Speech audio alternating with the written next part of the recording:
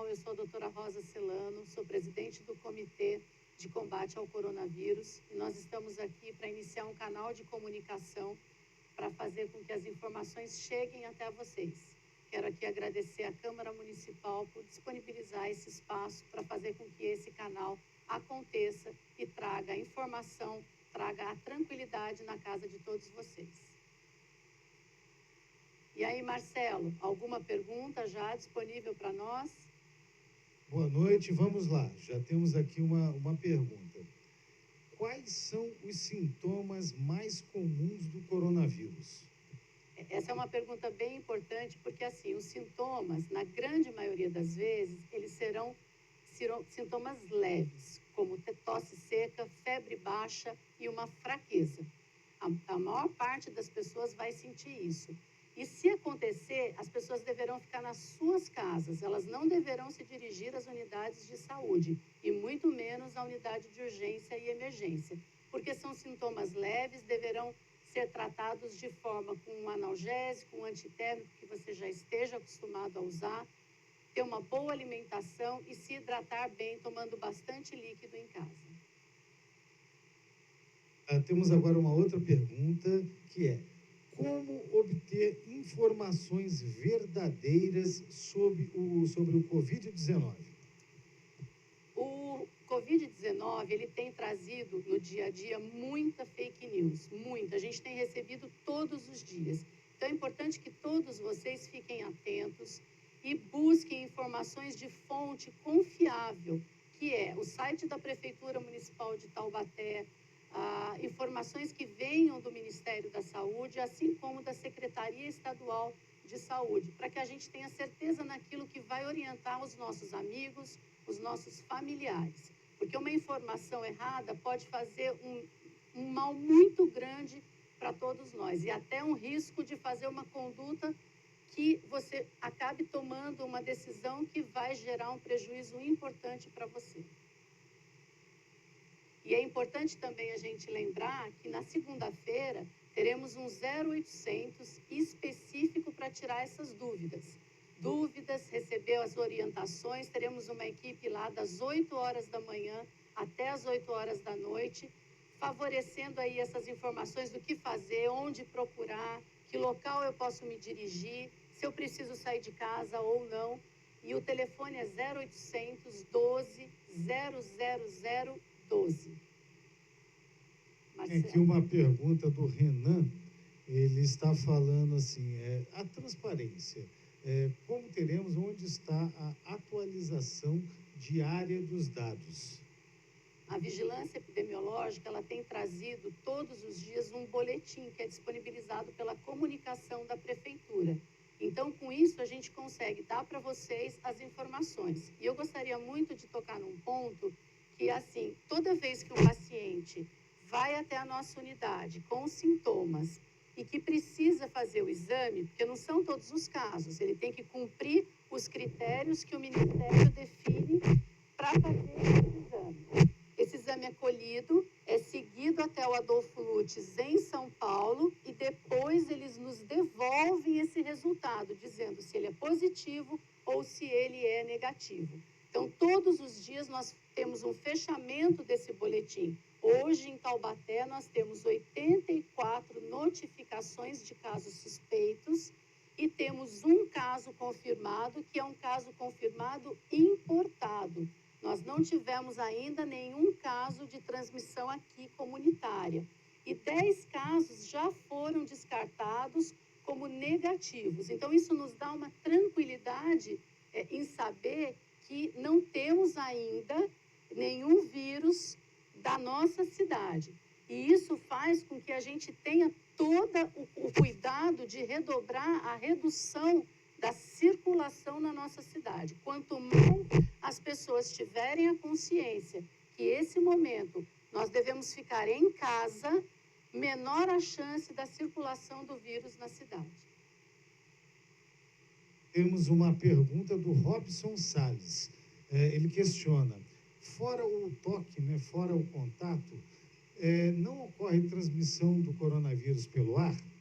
Não, a gente tem que ter esse contato, dessa expressão dessas gotículas.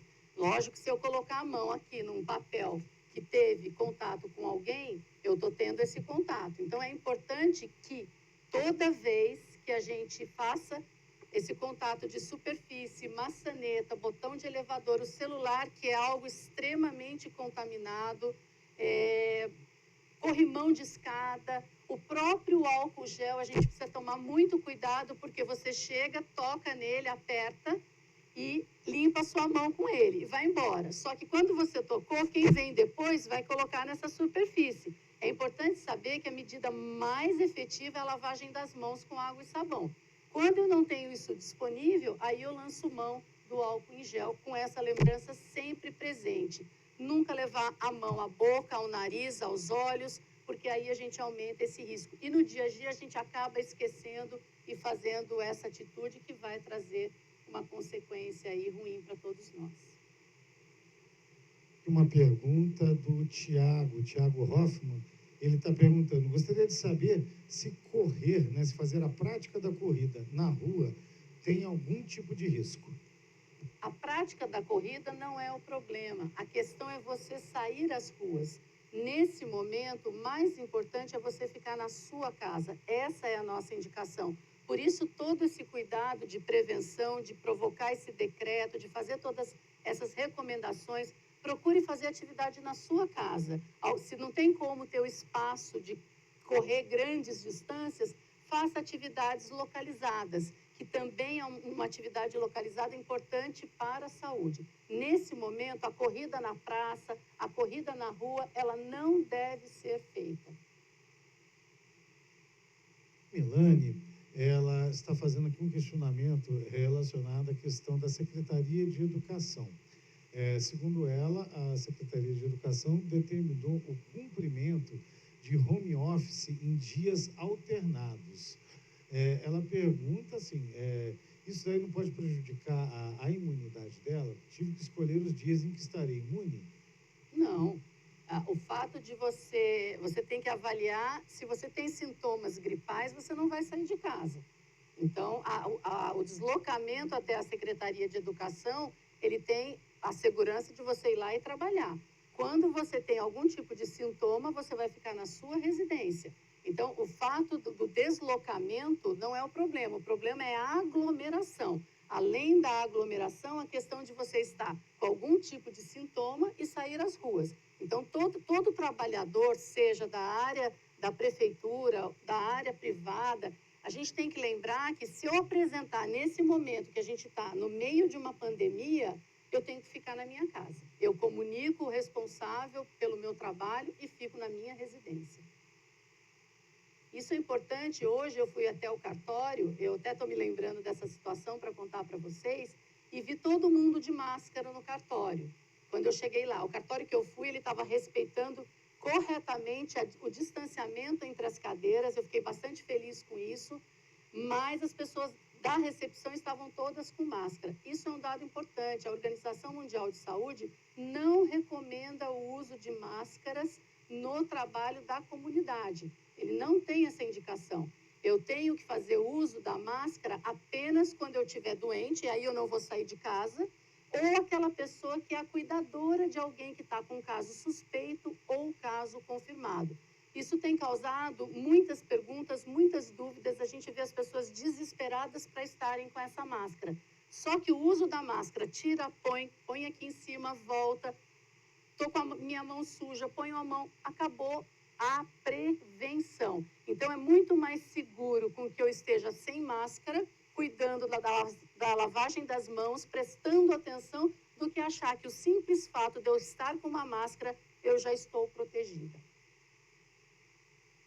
Aproveita para falar aqui sobre um questionamento da Yara Santos. Ela está falando sobre lugares que estão vendendo máscaras com preços abusivos. O que pode ser feito ou o que está sendo feito para fiscalizar isso?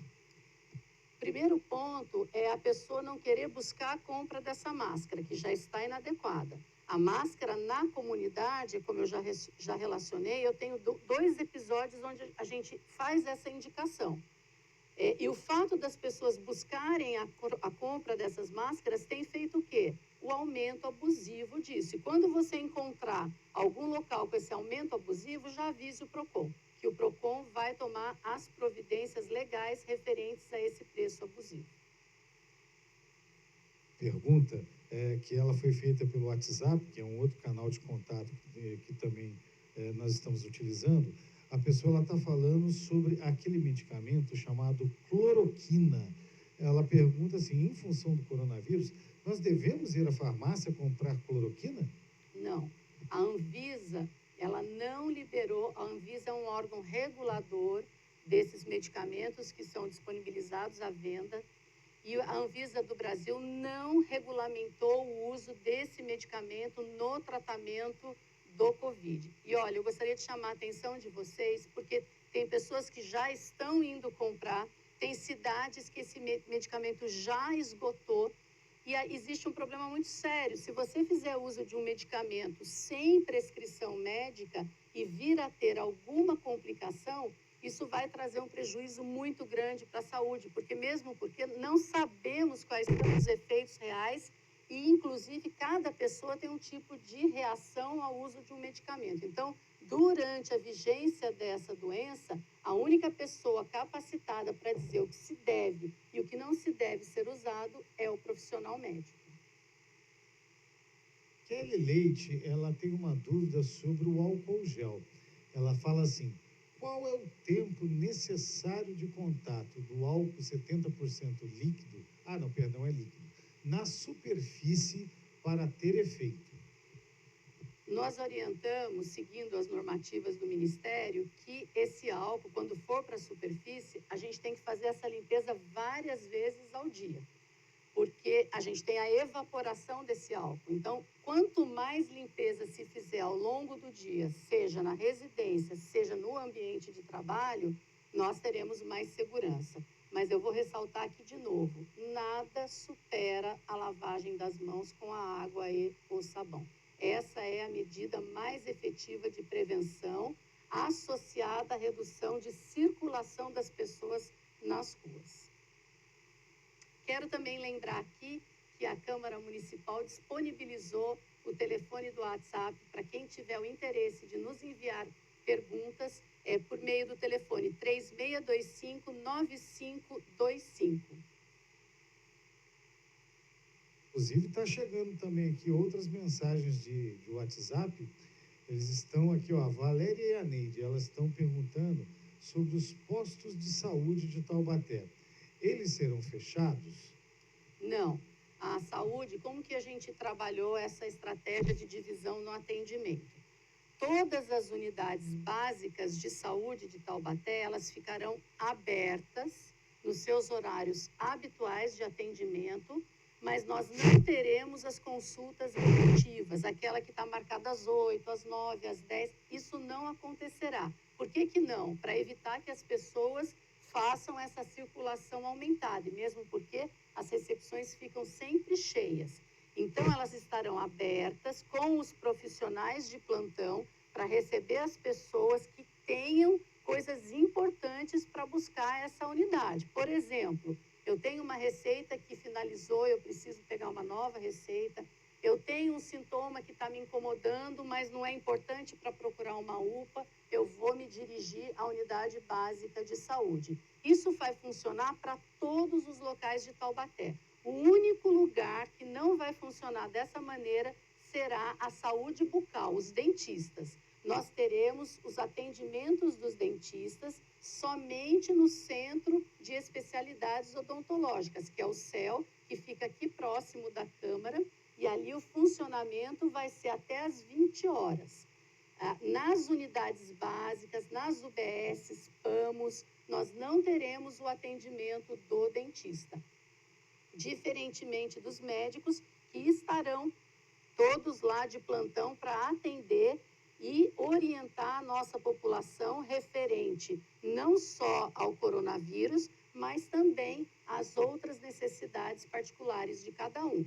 E vou também dizer uma informação importante para vocês, que ao chegar à unidade, sempre vai ter uma enfermeira para poder orientar entender o motivo que a pessoa chegou até ali e fazer com que ela entre com segurança, com poucas pessoas, para evitar qualquer risco de contaminação. Eu Uma outra pergunta. Marcelo, queria também falar uma coisa para a população importante, que o único local que terá horário diferenciado serão as policlínicas adultos, Centro da Mulher e Policlínica Infantil, que fica ali na rua da UPA Central. Elas iniciarão as suas atividades às 7 horas e finalizarão às 16 horas. E todas elas terão um médico de plantão ali com a enfermagem. Estou falando isso porque a policlínica a gente tem atendimento de curativo, tem atendimento ali de troca de receitas dos especialistas. Então, nesse local, nós teremos aí só um encurtamento do horário do atendimento. E para finalizar, para a gente seguir para as próximas perguntas, o CEMUME, que é um local extremamente importante, onde a gente distribui as medicações para a população, ele foi estendido o horário, ele foi também colocado mais funcionário para atender a população e ele vai funcionar de segunda a sexta-feira. Além disso, a preocupação da prefeitura em evitar aglomeração, nós estendemos o tempo da receita. Agora, a dispensação dos medicamentos, quando vocês chegarem lá com a sua receitinha, ela será entregue por um período de 2 meses. E eu queria aqui pedir que as pessoas que se dirijam ao CEMUME não levem acompanhantes, porque a entrada para até chegar ao guichê, ela será controlada. Nós temos 7 guichês no CEMUME e lá serão permitidas a entrada apenas de 7 pessoas sem acompanhante. E nós temos o lado de fora, que estão colocadas as cadeiras, e nós vamos ter o cuidado, a partir de segunda-feira, que não haja aglomeração e que se respeite a distância de 1 metro, como nós estamos orientando em todas as áreas de saúde de Taubaté. Agora aqui uma pergunta sobre denúncias, né? A Simone Cardoso está perguntando: como denunciar um salão de festas que ainda está funcionando ou mesmo uma loja? Tem algum número específico para isso? O que as pessoas fazem? Sim, nós criamos não só o call center para oferecer informações sobre o coronavírus, mas também nós tivemos a preocupação, porque já que a gente teve que tomar essas medidas de segurança sanitária, fechando estabelecimentos, dando recomendações para muitos, nós tivemos a preocupação de disponibilizar para a população um Disque Denúncia, que é o 0800 5512 190. E ele vai funcionar das 8 ao meio-dia e das 13 às 17 horas. Então, no período do almoço, ele vai estar fechado. Se vocês ligarem, ninguém vai atender. E aí é importante vocês nos ajudarem a controlar a nossa cidade. Porque se as pessoas não respeitarem e continuarem circulando, ou os estabelecimentos também não respeitarem essas orientações, nós teremos em breve o vírus aqui em Taubaté, já na nossa cidade, e não importado como nós temos até esse momento. Então, eu peço a ajuda de vocês para a gente fazer esse combate de frente juntos aí, para evitar o vírus na nossa cidade de forma não importada. Uma pergunta do Bruno. O Bruno, ele tem bronquite asmática e trabalha em uma farmácia. Ele pergunta o que ele deve fazer para se proteger. Se hidratar muito ao longo do dia, do trabalho, se alimentar bem, lavar as mãos com frequência e manter uma distância de 1 metro das pessoas que chegarem até o balcão para pedir a medicação levando a sua receita. E já chamo a sua atenção, se por acaso você deixar de ter o seu perfil habitual, porque todo asmático, toda pessoa que tem asma ou bronquite ou rinite já conhece o seu perfil. Quando ele muda o perfil de fazer uma febre ou a coloração da secreção começa a mudar, ele fica um pouquinho mais apagado, sente falta de ar, sente o chiado no peito, ele não pode continuar a trabalhar. Ele vai avisar o responsável da farmácia e ele vai ficar na sua residência. Toda pessoa com sintoma gripal não deve dirigir-se ao trabalho e também não deve ficar circulando, porque é por essa fonte que as pessoas terão risco de contaminação. Aproveitar o gancho dessa pergunta que ele fez, para a gente poder detalhar um pouco mais isso, doutora. Temos duas perguntas que podem ser resumidas. Uma delas é, por que as gestantes não estão no grupo de risco? E uma outra pessoa perguntou, quais são os principais grupos de risco? A população que tem o maior risco nesse momento é a população idosa, acima de 60 anos. Além disso, outra população importante é aquela que tem doença crônica, independente de ter mais ou menos de 60 anos. E que doenças são essas? Doenças do coração, pressão alta, doenças do pulmão, doenças crônicas, bronquite, enfisema, câncer. Nós temos o diabetes, que uma grande porcentagem da população tem diabetes. Então, não é só o idoso com diabetes, é o adulto com diabetes, é a criança com diabetes. Essas pessoas têm um maior risco de contrair a doença. Todos os estudos demonstraram que a população das crianças e das gestantes não tem apresentado um índice alto de contaminação. E um dado importante vinculado com essa faixa etária é que nós temos que quanto mais velho, aquelas pessoas, principalmente acima dos 80 anos, ela tem um índice de letalidade que pode chegar até 15%. Por isso que a preocupação ela é intensa com os mais velhos. E não adianta os mais velhos estarem nas suas casas e os mais jovens saírem, porque eles vão sair e vão voltar. Por isso que nós orientamos permanentemente que as crianças e que os jovens e os adultos tenham esse cuidado em relação à circulação, tenham esse cuidado em relação às medidas de higiene e não ficarem próximos aos mais velhos, porque a imunidade, a defesa do organismo deles não é igual à das pessoas mais jovens. Algumas perguntas, voltando à questão da máscara, né? Nós temos muita gente perguntando sobre quando ou como se deve usar a máscara e pessoas também falando se a venda daquela máscara de pano, se essa máscara de pano ela é eficaz para proteção contra o coronavírus. Não. A máscara, nós temos que saber aqui um ponto muito sério.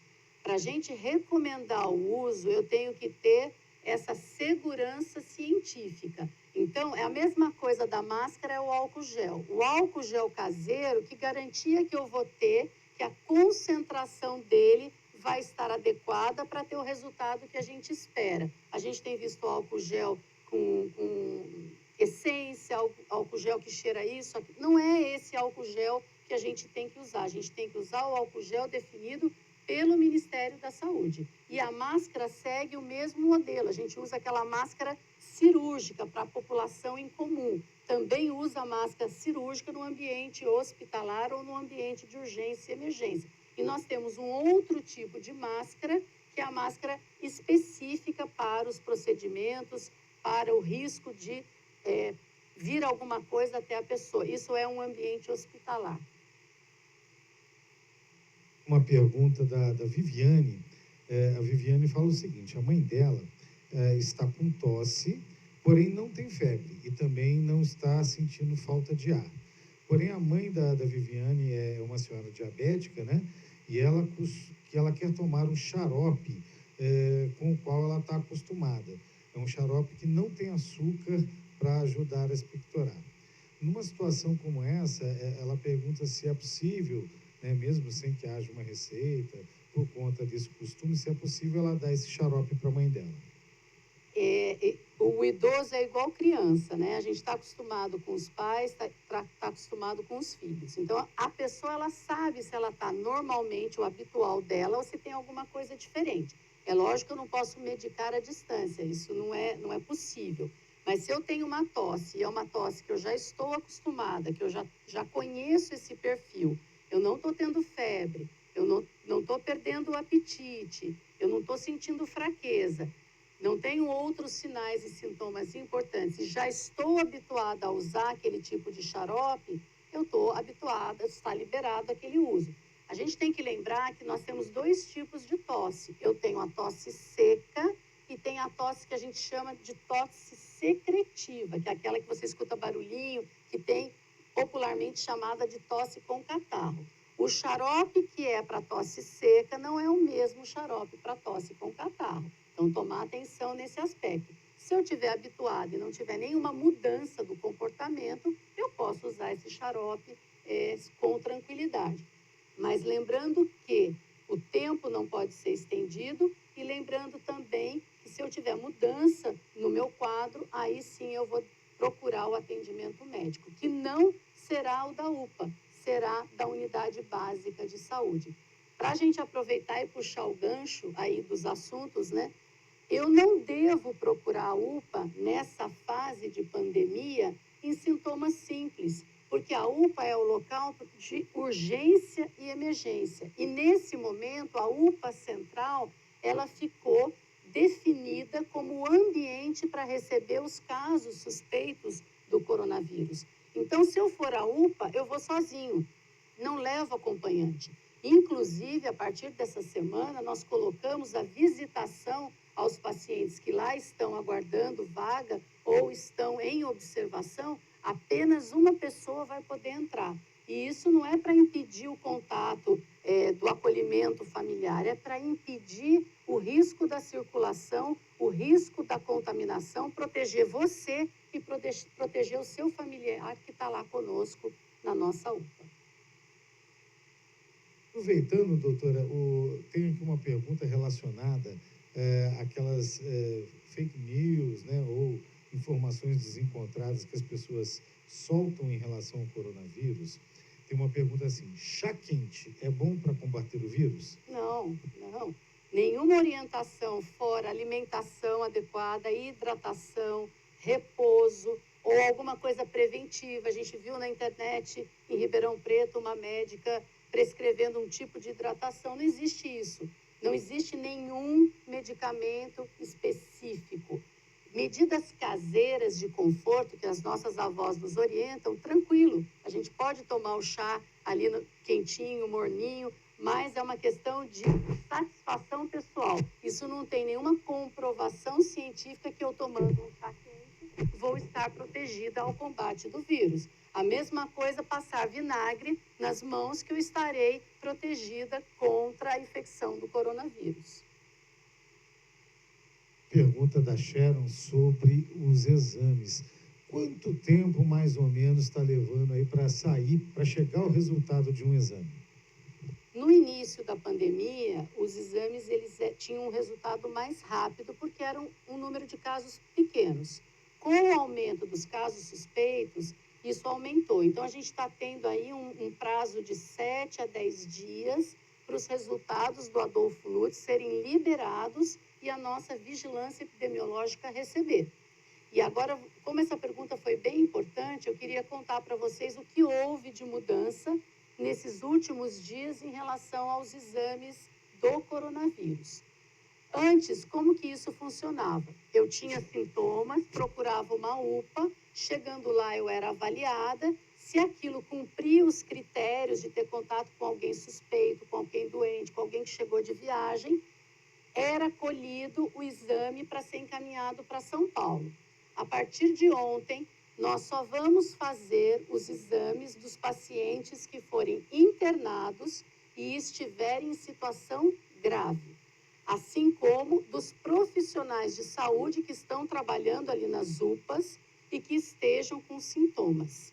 Não será mais feito exames daquelas pessoas que forem lá buscarem atendimento, serem orientadas caso suspeita, elas serão liberadas se não tiver indicação de internar, mas não será acolhido. Isso não é uma determinação da Secretaria Municipal de Taubaté.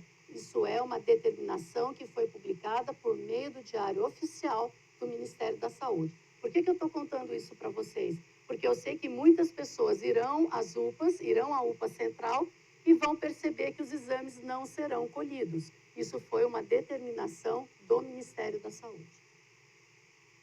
Quero aproveitar aqui, Marcelo, também para agradecer toda a equipe de profissional de saúde de Taubaté, não só da rede pública, mas da rede privada, porque nós estamos num momento de exposição contínua, todos nós temos família, todos nós temos filhos, todos nós temos também preocupação, e nós estamos ali de frente com o risco aumentado. Então, eu quero agradecer aqui em nome da Prefeitura de Taubaté a todos os profissionais que estão aqui em conjunto conosco na busca por vencer essa batalha contra o vírus aí que está querendo chegar na nossa cidade, mas que eu tenho certeza que todos nós juntos vamos combater, vamos deixar de sair, vamos deixar de promover essa circulação e vamos vencer essa batalha aí até o final dos próximos meses. Doutora, a gente gostaria aqui de, juntando mais duas perguntas em uma, tem muita pergunta chegando, viu? Sobre sinais de alarme, né? Uma primeira pergunta fala assim: quais são os sinais que ligam o alerta, que acionam o alarme para ver se que tem alguma coisa acontecendo, né? E quando eu devo ir à UPA Central? E uma outra pergunta que talvez a senhora possa também encaixar na resposta: uma pessoa ela pode transmitir o vírus mesmo sem ter os sintomas? Perfeito. Uma pessoa que não esteja com sintomas, ela pode sim ser aquilo que a gente chama de paciente assintomático. Uma pessoa sem sintomas, ela pode sim carregar o vírus. Fala-se que a quantidade de vírus é menor, mas ela não deixa de ser uma transmissora. E isso me associa a um ponto que é muito importante. As pessoas costumam não acreditar. Se eu estou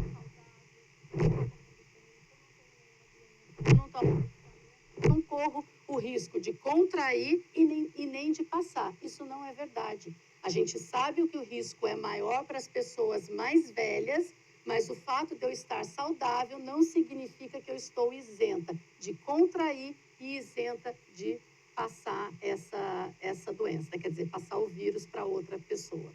Qual é a próxima pergunta que eu acabei me esquecendo, que eu acho que eu não falei? Tinha comentado assim, a questão do assintomático, né? E quais são os sinais de alarme? Quando se liga o alerta e se você falar, puxa vida, eu tenho que ir para a UPA Central. Perfeito, essa é uma pergunta excelente. Quando eu tiver febre persistente, quando eu tiver febre que vai e que volta, quando eu tiver febre alta, e com isso eu tenho tosse, que é já um sintoma presente, ficar completamente desanimado, o meu catarro deixa de ser deixa de ser branco, se torna amarelo ou verde, e principalmente quando eu tiver desconforto respiratório, dificuldade para respirar. Como que eu percebo isso no dia a dia? Eu tenho falta de ar, eu respiro mais rápido, a pessoa que está do meu lado percebe que aqui a asa do nariz está batendo, eu posso mudar a coloração das minhas unhas aqui, da ponta dos dedos, ela vai ficar mais arroxeada, o meu lábio pode ficar mais arroxeado, eu consegui andar normalmente, paro, subir a escada, estou com dificuldade para subir a escada. Então, além da febre, além da mudança da cor do catarro, além da fraqueza, perda de apetite, a falta de ar é um sintoma de alerta muito importante associado aos outros. E nesse momento, a procura deverá ser por uma unidade de urgência e emergência, não uma unidade básica de saúde, porque senão você vai chegar até lá, vai perder tempo, o médico vai te atender, vai ter que acionar uma ambulância para levar você até a UPA Central. Uma outra pergunta relacionada à UPA Central. É só ali, é só a UPA Central que está apta a receber as pessoas com os sintomas do coronavírus, ou as UPAs dos bairros também estão aptas? Qualquer UPA estará apta a receber qualquer paciente, do motivo que for. O que nós fizemos para ajudar o controle, para diminuir o risco de contaminação e diminuir o risco da circulação, nós escolhemos a UPA Central porque ela é a mais localizada, ela está próxima ao Hospital Regional, ela está próxima à SPX, que são locais que, se nós precisarmos de um exame de tomografia para complementar a investigação, esse deslocamento é mais próximo. E é uma UPA grande que a gente pode trabalhar melhor com a recepção e com a subdivisão dos pacientes. Por isso eu peço aqui a todos que, se tiverem sintomas gripais, se dirijam à UPA central.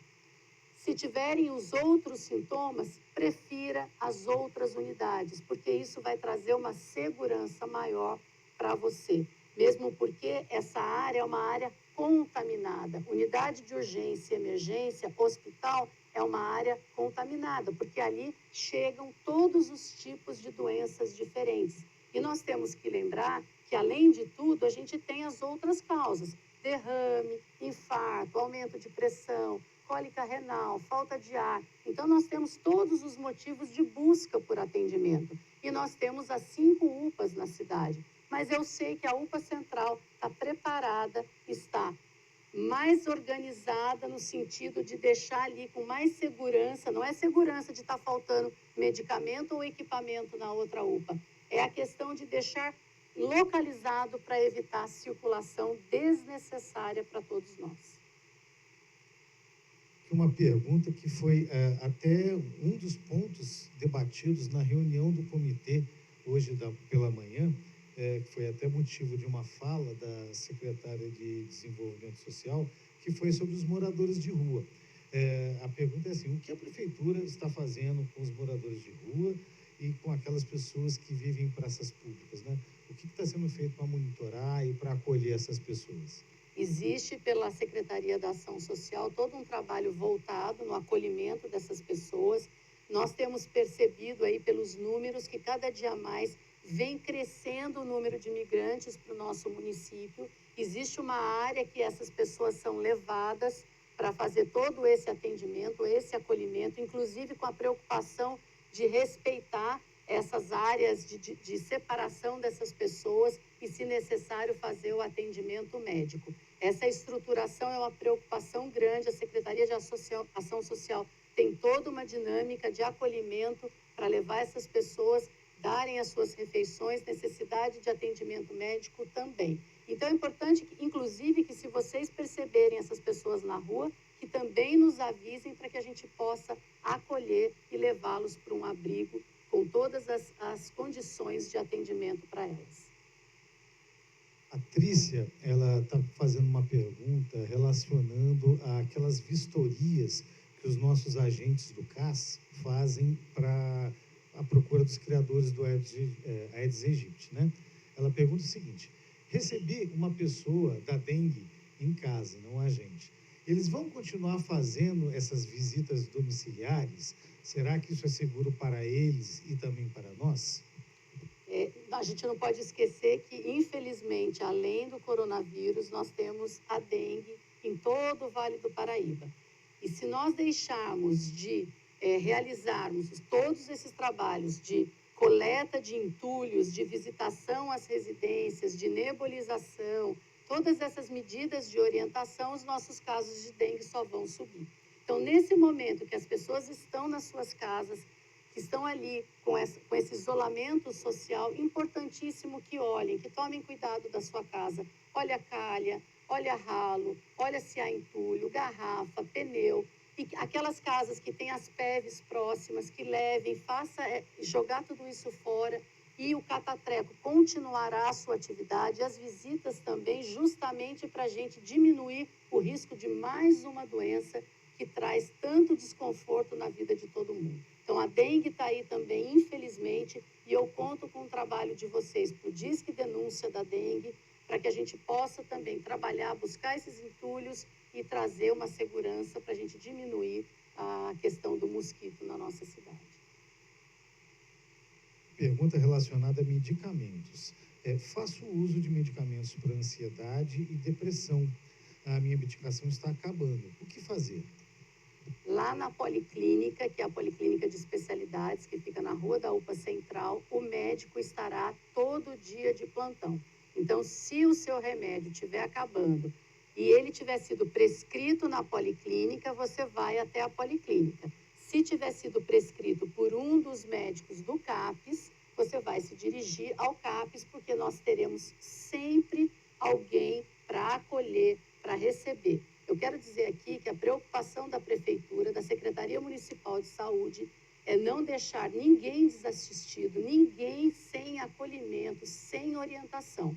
Em função disso, a gente gente vai ter todos os dias, além do call center do 0800 12 00012, nós teremos todos os dias informativos, sejam feitos por gravações, por WhatsApp, e quero pedir a atenção de vocês que não levem em consideração informações que não tenham fonte oficial. A gente já falou as principais fontes, não repassem. Hoje eu pedi a várias pessoas da minha família, inclusive, que deixem de repassar a história da cloroquina, porque isso não está sendo disponibilizado, não está sendo vendido, não vai ser colocado em prática ainda, enquanto a Anvisa, que é o órgão regulador do Brasil, disponibiliza essa orientação. Então, fique atento, ninguém vai ficar sem medicação, ninguém vai ficar sem conseguir a sua receita. E, além do que, a gente precisa lembrar que as unidades também possuem os seus telefones, que a gente também pode ressaltar nesse momento, para que todos se lembrem e também prefira telefonar antes de ir diretamente à sua unidade. Ela quer obter informações e uma orientação para as pessoas que estão voltando de viagem. Qual o procedimento para as pessoas que estão voltando da Europa por esses dias? Lá, o pessoal que vem de Portugal, da Itália, da Espanha, eles precisam ficar em quarentena no quarto da residência? Durante quanto tempo? Cuidados e proteção? Só devem se dirigir ao PS ou para a UPA, né, se começar a sentir os sintomas? O que fazer nesse caso? Primeiro, o ponto é que se você, durante o voo de retorno ao Brasil, ou se durante os dias que antecedem a sua vinda, você já iniciou o quadro de sintomatologia, ao chegar no Brasil e chegar no aeroporto, a gente já tem um posto médico da Anvisa lá. Você tem que imediatamente se dirigir a esse posto no aeroporto. Agora, vamos supor que você não tenha essa sintomatologia naquele momento e se dirija a Taubaté.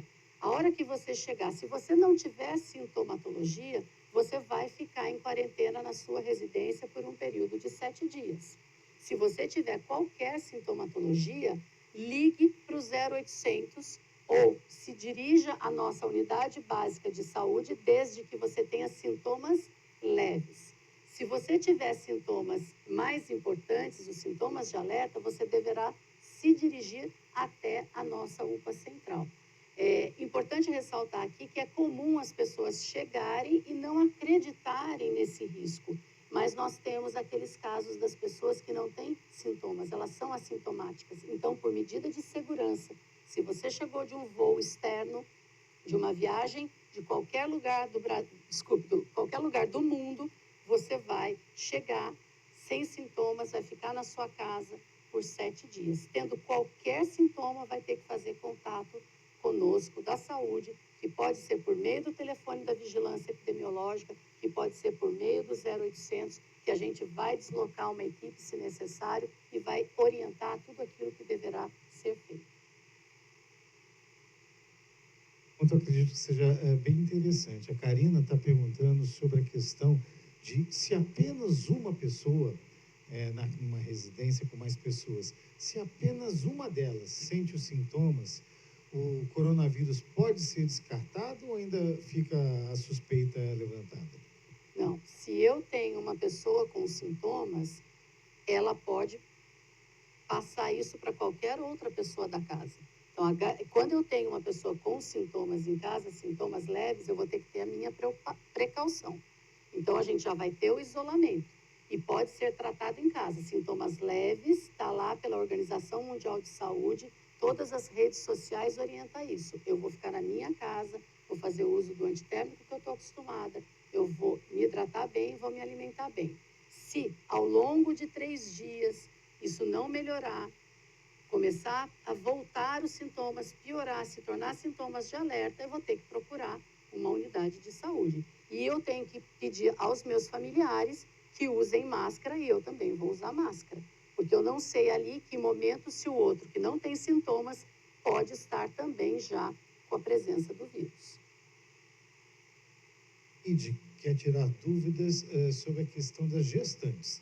Sobre as consultas de pré-natal e os exames para gestantes, eles vão continuar acontecendo ou vão ser cancelados também nesse período? De forma alguma. todas as consultas das gestantes vão estar da mesma forma. Tanto que a equipe da ESF ou a equipe do PAMO que a pessoa frequenta vai estar lá à espera dessa gestante. A única coisa que você vai perceber de diferente é que a unidade vai estar vazia e que você vai chegar até lá e vai ter um controle do fluxo. A gente não vai permitir que pessoas estejam juntas, além do número permitido na unidade, para garantir a segurança sua, do seu bebê, de todas as pessoas. Em relação às consultas das outras especialidades, essas consultas estarão suspensas. Ninguém vai ao posto na segunda-feira porque não vai ter consulta. Ela só vai procurar o posto nas outras especialidades se ela tiver alguma sintomatologia diferente que precise da orientação do médico. Agora uma pergunta aqui sobre o ibuprofeno. Ele deve ser evitado, no caso de uma pessoa com suspeita de coronavírus? Deve. Os últimos estudos demonstraram que durante a suspeita ou a confirmação, o ibuprofeno não deverá, é um tipo de anti-inflamatório, não deverá ser usado por qualquer pessoa que esteja com os sintomas ou com a confirmação. E uma medida de prevenção que a gente gosta sempre de orientar as pessoas é que se nós estamos no momento de risco, de pandemia e nessa situação que a gente se encontra, evite o uso do ibuprofeno. Na dúvida, lance mão de um antitérmico com segurança, que é a dipirona ou paracetamol. Lembrando que, se você tiver alergia, você não vai poder fazer uso. Então, consulte o seu médico, veja o que você já sabe do que você usa habitualmente. Daqui sobre o tempo de vida do vírus fora do organismo, né? Fora do corpo humano. Dizem que ele fica nas superfícies durante até 48 horas ativo. Isso é verdade? É verdade. Os estudos, eles oscilam um pouco essas informações, mas o que foi mostrado é que ele tem sim um tempo de vida em torno de 48 horas. A gente vê também alguns estudos falando de 2 a 3 dias, mas mais probabilidade para 48 horas. Por isso, a importância dessa questão da superfície, das maçanetas, do telefone celular, que todo mundo leva para o banheiro, leva para o quarto, leva para a mesa onde vai almoçar, leva no trabalho. É um instrumento violento de contaminação, é um instrumento violento de transmissão. Botão de elevador, fiquem atentos com isso, porque é comum a gente ver a pessoa pôr a mão no celular e daqui a pouco está com o dedo na boca. E já que a gente está falando em superfície, eu não vou poder deixar de falar de uma cena que eu vi no supermercado quando eu fui comprar coisas que estavam faltando na minha casa. Cheguei na hora do caixa, eu com o meu carrinho, a pessoa na minha frente, ela colocou as coisas na bancada do caixa e na hora de pegar o saquinho para colocar, ela levou o dedo à boca para pegar a saliva e abrir o saquinho para facilitar e colocar. O carrinho de supermercado é tão sujo quanto o celular. Então, ali ela já correu o risco de não só contrair o coronavírus, mas um monte de outras doenças. Então, fiquem atentos. Isso são ações que a gente faz sem perceber. Não vai pegar dinheiro e colocar a mão na boca, não vai fazer isso com o saquinho do supermercado. Só uma dica mesmo para vocês lembrarem e evitar isso aí para toda a família. Tem duas perguntas que eu acho que também dá para concentrar em uma, que é o seguinte: quanto tempo a senhora avalia que deva ocorrer ou durar esse pico do coronavírus, né, esse pico da doença, e o topo, a fase mais crítica, quando ela deve ocorrer? Eu não sou infectologista, eu estou coordenando aí o comitê de prevenção, mas os estudos e os levantamentos que estão sendo feitos pelo Ministério da Saúde, pelas equipes do governo estadual e pelas nossas equipes de Taubaté, das infectologistas que nos ajudam no dia a dia. Quero agradecer a doutora Maria Ângela, a doutora Marina do Hospital Municipal e do Hospital Regional, toda a equipe da VE que está trabalhando sem parar. Há uma tendência desse crescimento nas próximas semanas e um pico aí de 2 meses que nos preocupa muito. Por isso que Taubaté saiu na frente, está aí com medidas de prevenção agressivas, que muitos disseram que até eram antipáticas. Elas não são antipáticas, elas são para prevenir, para tentar coibir essa disseminação, para tentar controlar essa circulação. E essa conscientização é que vai fazer a diferença lá na frente. Se a gente trabalhar juntos, se a gente avisar quem estiver ali descumprindo o que o decreto falou, descumprindo o que a recomendação falou, nos avise. Ninguém está de férias, está todo mundo trabalhando para tentar diminuir essa ação do vírus na nossa cidade. Então, não adianta ficar em casa e resolver correr na praça. A gente viu hoje de manhã, eu fui dar uma entrevista logo cedo para uma emissora, e vários idosos correndo, várias pessoas correndo na Praça do Bom Conselho. Não adianta. O correr é saudável, mas a circulação é péssima. E nesse momento a gente tem que preservar a vida, que é tão especial e que é tão importante para todos nós. Não tem sentido algum se a gente não cuidar das vidas. Pergunta relacionada a esse período de extensão da doença. A pessoa está perguntando, por causa disso, a gente precisa estocar comida? Não há problemas com estocagem. Nós temos percebido, e tem algumas pessoas que têm divulgado essas informações em redes sociais, que há necessidade das pessoas correrem aos supermercados. Correr ao supermercado está fazendo aglomeração. Ontem nós fizemos uma ronda à noite, vários supermercados, por volta das 7, 8 horas da noite, lotados. Isso só traz risco. Não há problema com abastecimento de medicamentos em farmácia. Não há problema com abastecimento de gasolina no posto. Não há problema com insumos alimentares nos supermercados. Pelo amor de Deus, vamos pensar, vamos ir ao supermercado um por vez. Não vão a família inteira, vai uma pessoa por vez. Se chegar no supermercado e aquilo estiver lotado, não entre. Pensa na sua saúde, pensa na sua família, na dos outros. Não entre, volta, vai embora, vem em um outro horário. E se esse supermercado não estiver cumprindo o que a gente colocou como regra, por segurança, ligue para o Disque Denúncia, porque a gente vai mandar uma equipe de fiscalização para orientar, reorientar e evitar que essas pessoas não tratem as vidas como elas devem ser daqui para frente em relação ao combate ao coronavírus, pelo menos na nossa cidade de Taubaté. Se as outras pessoas não quiserem fazer, não é problema nosso. A gente está trabalhando aqui, visando, a gente orienta, sinaliza. Mas aqui em Taubaté, eu peço a ajuda de todos vocês. A gente só vai vencer essa guerra se a gente trabalhar juntos. Infelizmente, talvez a gente tenha algum tipo de tristeza. Eu não sei se alguém vai ser internado e ter alguma complicação. A gente não pode garantir isso. Mas se a gente trabalhar junto, a gente vai fazer com que o número de problemas, de complicações diminua. A única chance da gente ter diminuição de complicação, diminuição de superlotação nos nossos hospitais, vai ser se vocês toparem essa guerra contra o coronavírus na nossa cidade. Eu moro em Taubaté, eu sou médica, eu tenho filhos aqui, tenho minha família toda em Taubaté e eu não quero ver a perda de nenhum familiar. Eu quero ter a minha família aqui para que eu viva muitos anos com todos eles. E isso é o desejo para toda a família. E ainda mais nesse papel de presidente de combate, eu tenho uma preocupação maior ainda. Eu quero vir às frentes das câmeras, eu quero estar nas redes sociais contando todo o resultado positivo que a gente teve junto aqui, trabalhando para diminuir a circulação do vírus da nossa cidade. Pergunta sobre a higiene e limpeza dos ambientes, né? Manutenção dos ambientes limpos. Eu posso deixar a minha casa aberta ou fechada? O que é melhor?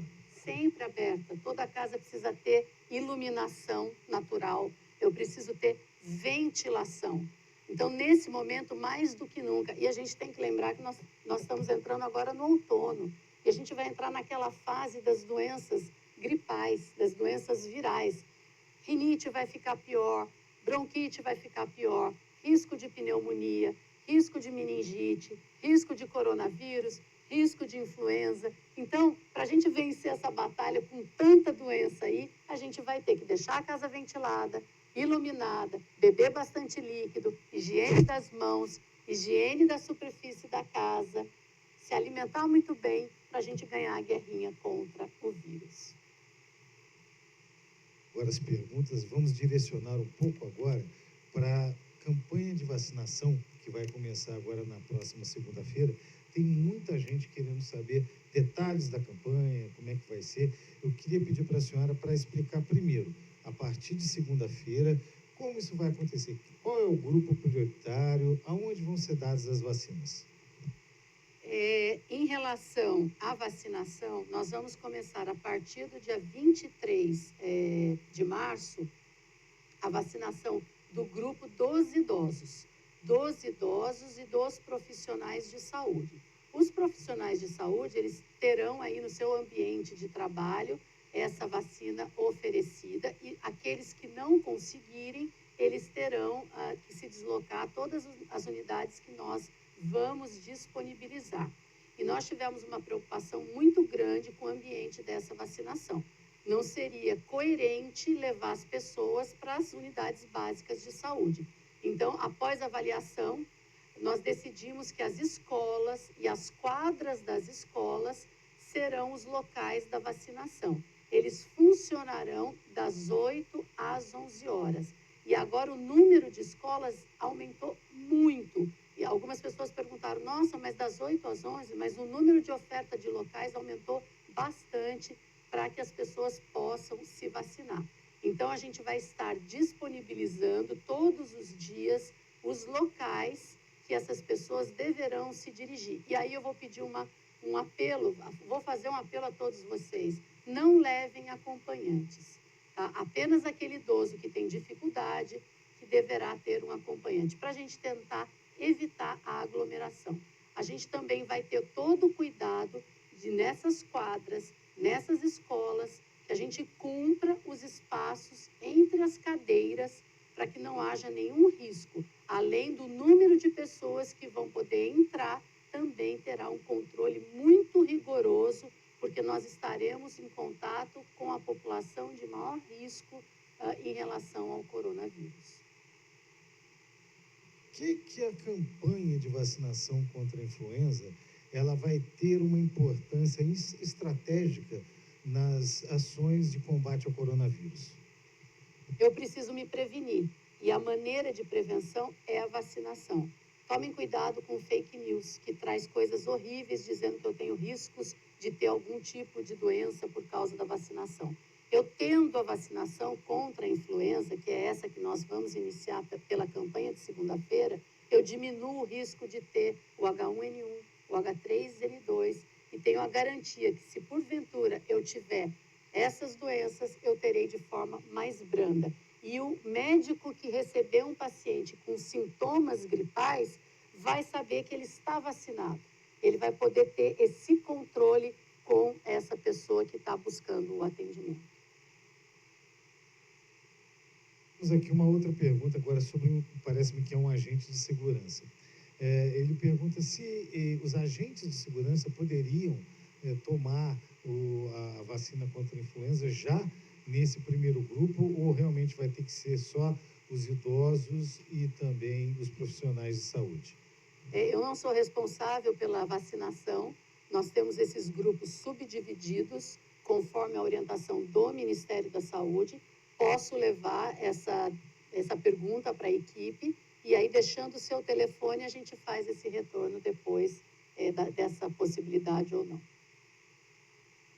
Perguntando sobre a possibilidade da vacina contra a influenza ser estendida a toda a população. Isso seria possível? Antes da gente responder essa pergunta, eu acabei me esquecendo de falar uma coisa importante para vocês.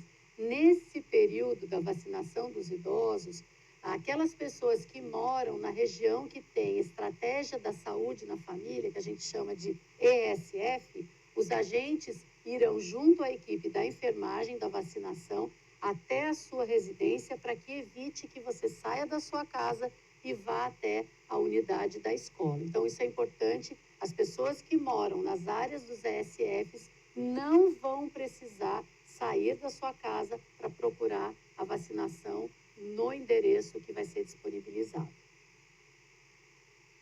De agradecer bastante a doutora aí pela disponibilidade. A gente está chegando ao nosso momento final aqui dessa exibição no Face. Foi muito bacana. Tem muita pergunta, muita gente participando, seja pelo WhatsApp, seja aqui nas interações no próprio Facebook. A gente vai voltar na segunda-feira, vamos abusar um pouquinho mais da doutora segunda-feira, dar um refresco para a senhora no final de semana, mas na segunda a gente está de volta nesse mesmo horário, viu, gente? E eu gostaria que a senhora encerrasse agora essa transmissão com aí uma fala para a senhora fazer suas considerações finais.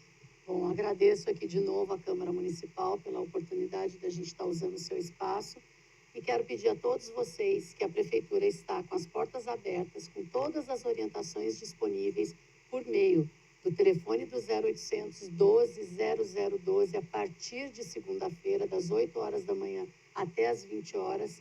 Teremos também os telefones das unidades básicas disponíveis para tirar as dúvidas, o telefone da Ouvidoria da Saúde, que estará disponibilizado também para que vocês possam procurar por qualquer dificuldade, qualquer dúvida que a gente possa trazer a forma mais rápida, mais transparente. Os boletins serão dados diariamente com os números de casos, caso haja qualquer mudança no número de notificação ou se tiver qualquer caso que a gente receba como positivo, isso será imediatamente publicado, como foi feito pelo prefeito quando a gente recebeu essa informação.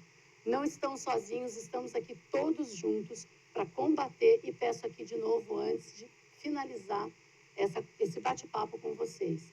A única forma da gente conseguir vencer essa guerra é que as pessoas tenham consciência e fiquem nas suas residências.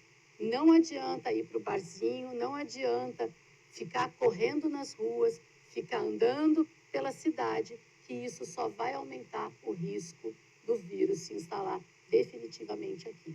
Agradeço a atenção de todos vocês, agradeço todos aqueles que confiaram em mim em trazer essa pergunta para que eu pudesse ajudar um pouco a tranquilizar e acolher todo mundo. Muito boa noite. Boa noite a todos. Valeu mesmo. Segunda-feira estamos aí de volta.